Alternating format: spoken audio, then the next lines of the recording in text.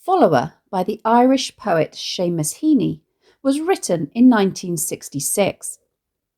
It appeared in Heaney's first major published collection, Death of a Naturalist, which explores childhood experiences, a rural life that often involves very hard work, family relationships, and the ways adult identities are formed.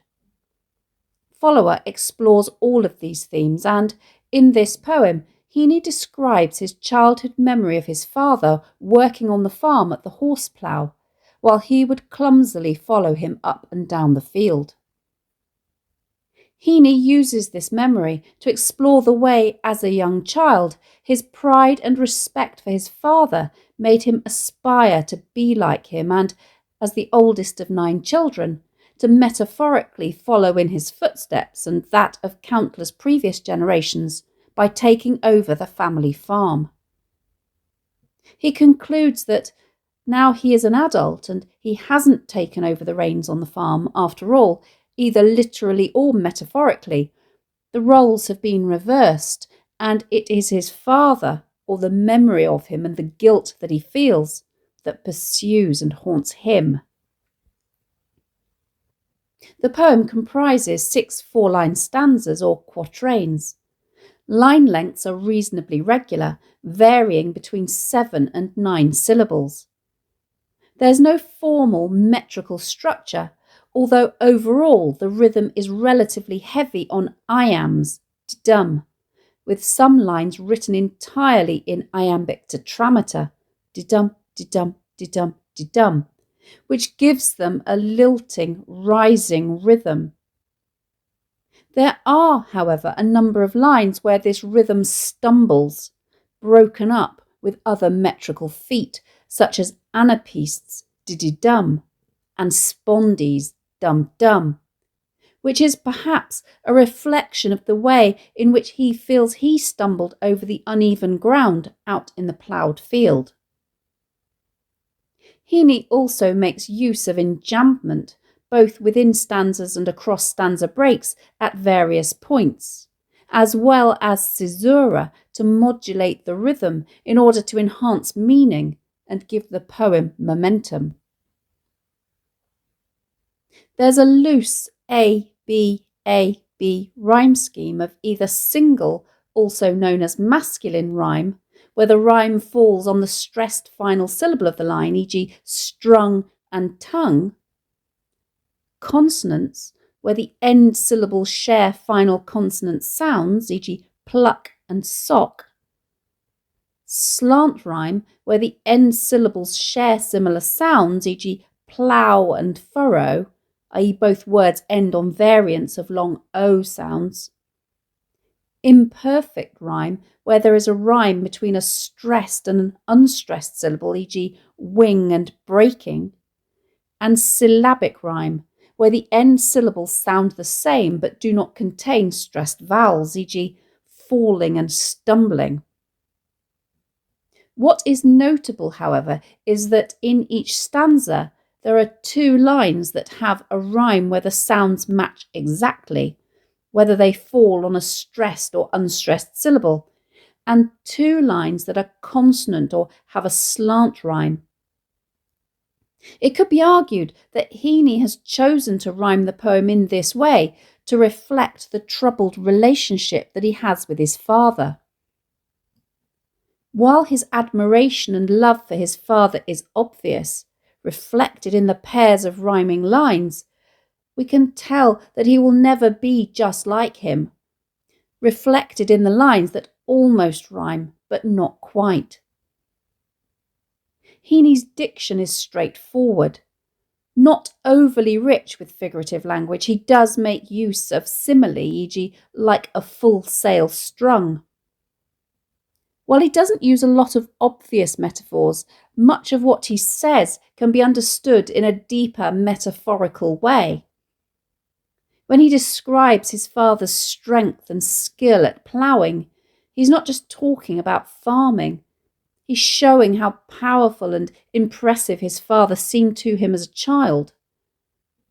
The ending, where the roles reverse and the father stumbles behind the speaker, isn't just about aging.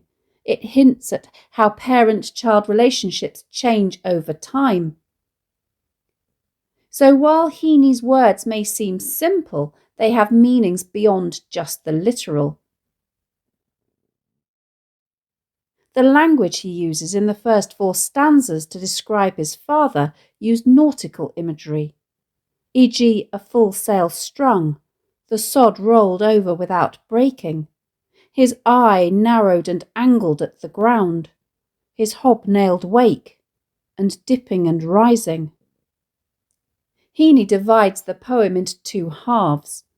The first 3 stanzas focus entirely on his father as he goes up and down the field, ploughing the soil. Heaney then introduces himself into the final 3 stanzas, beginning all 3 of these with the pronoun I, as he reflects on his relationship with his father and his legacy. The title follower is both literal and metaphorical. In the past, the boy followed his father around all the time. He is also a descendant, the next generation. In the present, his father now follows him, perhaps literally as well as metaphorically. The first stanza starts with a striking image of the poet's father at work with a horse plough, which shows not only a hard-working man using traditional methods, but also someone who has a close relationship with the land he farms. His strength is conveyed with the nautical simile, his shoulders globed like a full sail strung between the shafts and the furrow. The adjective globed communicates the roundness and therefore the muscularity of his father's physique. The liquid consonants of the l sounds in full and sail, and the smooth sibilants of the s sounds in sail and strung, help to create an image of a man who is completely in harmony with the land and his animals. And the way the stress falls on all 3 words, one after the other, full sail strung, communicates his strength. This sense of harmony is further enhanced by his being the link between the shafts of the plough and the furrow of the ploughed land. His mastery over his animals is demonstrated by the way the horse is strained at his clicking tongue.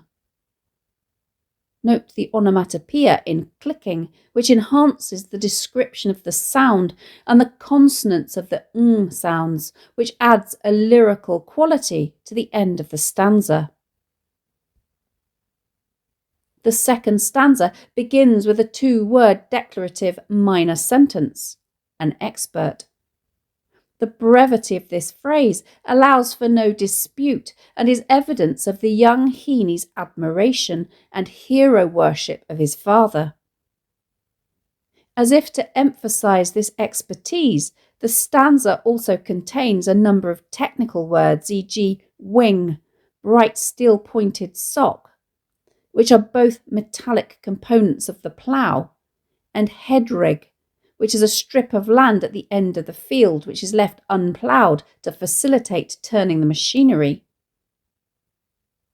The 2 lines of iambic tetrameter here continue the sense of harmony and convey the way the man skillfully sets up the plough. An expert, he would set the wing and fit the bright steel-pointed sock. Heaney develops the nautical imagery as he describes how the sod rolled over without breaking, evoking the image of a wave and the fluidity and skill with which his father completes the task. The use of enjambment across the stanza break in order to continue the sentence into the beginning of stanza 3 enhances the idea of the continuity with which, with a single pluck of reins, the sweating team turned round and back into the land. Note the iambic rhythm from the final foot of stanza 2, which continues up to the first foot of the second line of stanza 3, which skillfully conveys the regular rhythm of the ploughing and the ease with which he progresses up and down the field. The juxtaposition of a single pluck of reins conveying ease with the sweating team of horses conveying hard physical labour is another indication of his skill.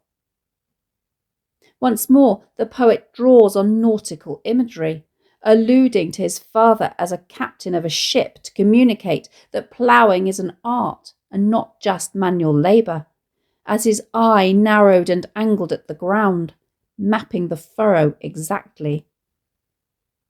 This choice of language is reminiscent of the way in which a sailor uses a sextant, an instrument that measures angles between the stars and the horizon for navigational purposes.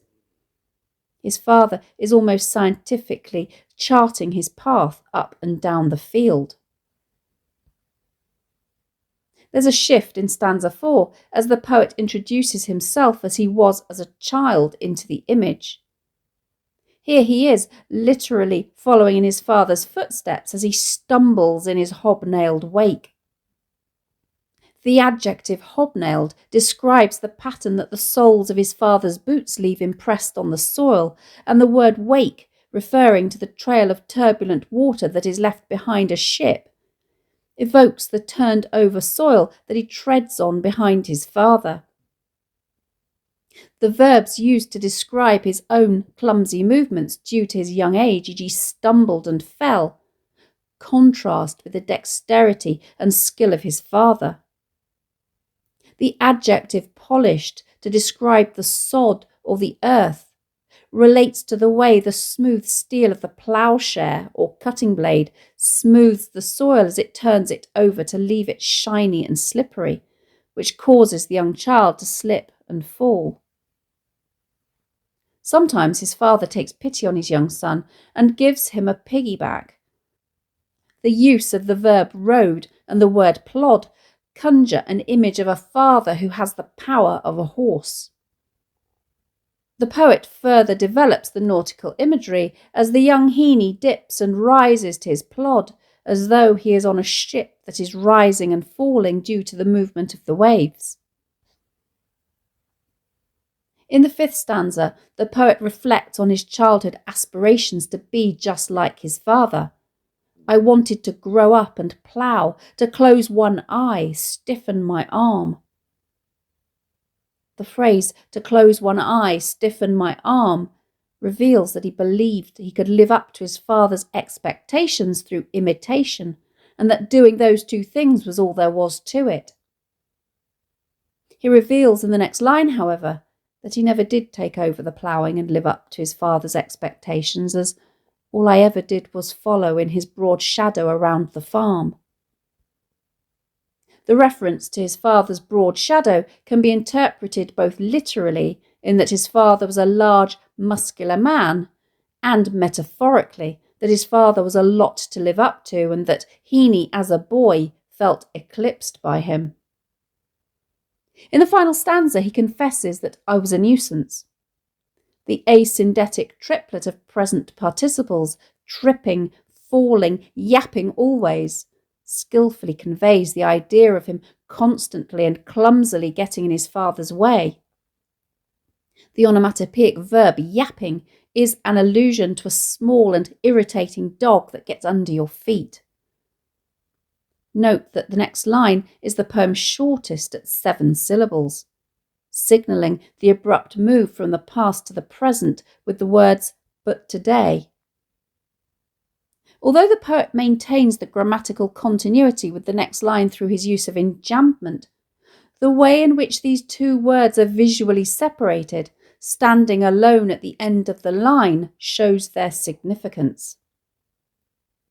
In the final lines, the positions are reversed, and it is now the father who is following the poet. The image of the father now is one of the clumsiness that comes with old age, with the verb stumbling applying to him and no longer to his son. Not only does it allude literally perhaps to his father's ageing and loss of strength, it also hints that Heaney feels he is pursued metaphorically or haunted by the memory of his father and his guilt that will not go away, because he has chosen to plough his own furrow or take a different route through life, by writing instead of farming, a theme which he explores more directly in another poem from the same collection, Digging. Thanks for watching. If you have any questions, please let me know in the comments section below, and I'll do my best to answer them. Don't forget to subscribe to my channel for more videos on English language topics and exam techniques and English literature texts.